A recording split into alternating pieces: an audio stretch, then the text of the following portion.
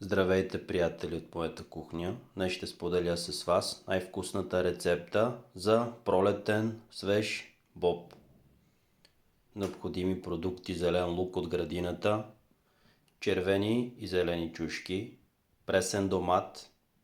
Най-важната съставка, ето го, това е царят. В това ястие зелен джожен, пресен. Ето тук вече е тайната, която малцина хора знаят.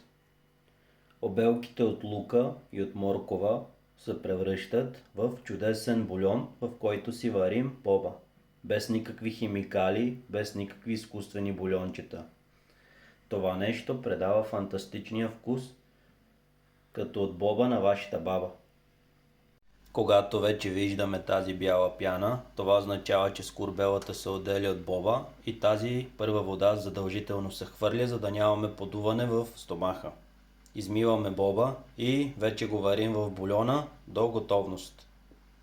Добавяме към сварения боб нарязани на купчета глава целина и морков. При измития боб добавяме нарязан морков на купчета и глава целина. Това придава фантастичен вкус и зеленчуковия бульон прави перфектния вкус на боба. Без никаква химия. Докато нашия боб ври, ето така си печем чушките и домата на котлона. Вкусът става фантастичен. Добавяме зелен свеж лук към боба, който обича люто. Зелени люти чушки печени може да добави като мен.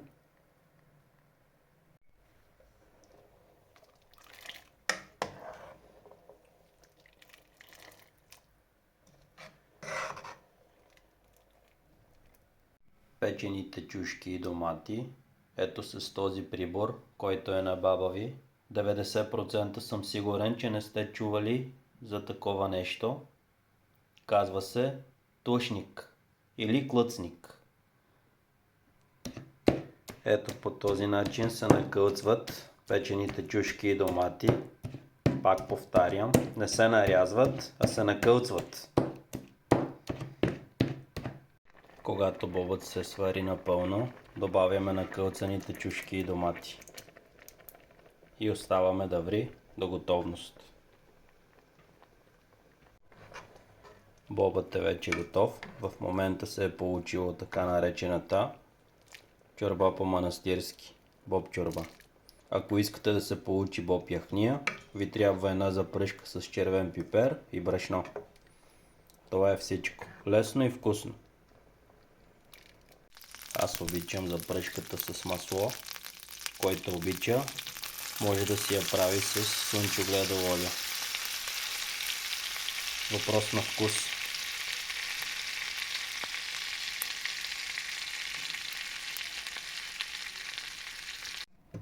Към сварения боб добавяме запръшката. И тук идва най-вкусният момент вече. Когато питах бабите си колко джоджен трябваше да се слага, те казваха, че боба трябва да позеленее и по този начин. Ето го и готовият резултат.